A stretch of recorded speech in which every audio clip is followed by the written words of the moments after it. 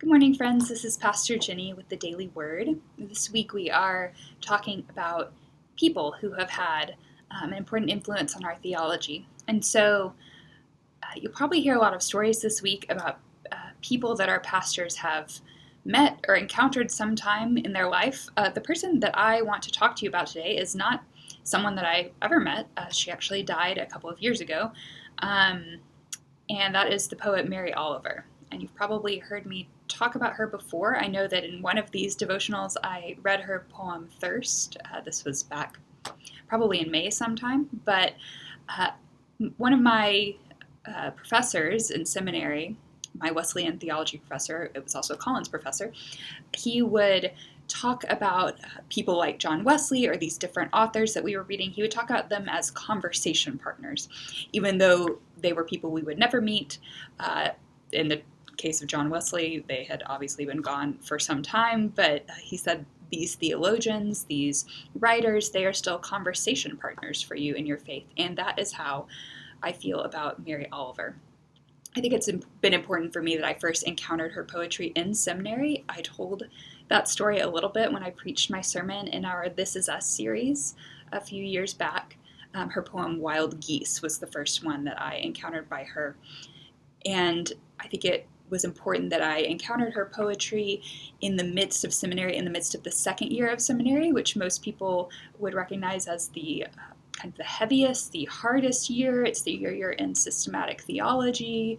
You're in a lot of classes like that you're just kind of weighed down by the academics are very difficult. They are the whole time, but particularly in that second year. And really your worldview is being stretched and challenged in a lot of different ways, and things are being deconstructed at a rapid rate for you. And so that is the place I was in when I encountered Mary Oliver for the first time. And a lot of her poetry, if you're familiar with her, focuses on the natural world, focuses on her finding God in the natural world. And there are collections of her poetry that name God as God, and then there are collections that don't really.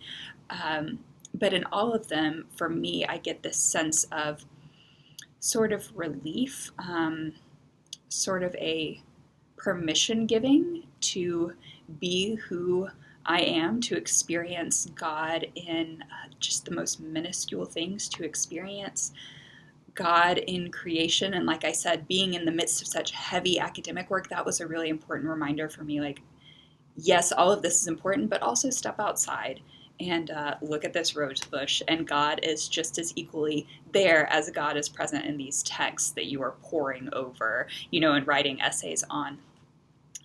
When I read her poems, I get a sense of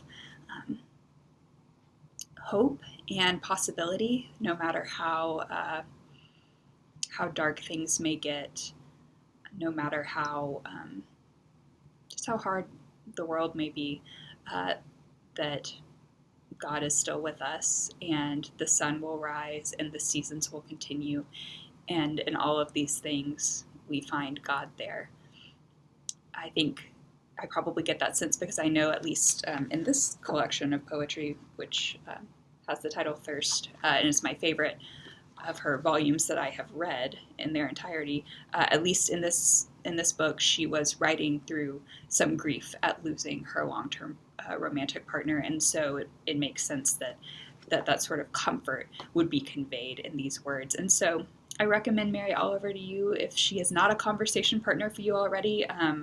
This book, Thirst, would be a really good place to start. I think it's one of the more overtly religious ones that I've encountered, and so if you're looking for kind of a place where that sort of language that we're familiar with surrounding God encounters language that may be a little more poetic, a little more outside your norm, this would be a good place to start. So Mary Oliver is a person, like I said, she died a couple of years ago, but she is a voice, she is a conversation partner that I will continue to return to again and again throughout my life, and continues to have a major impact on my faith.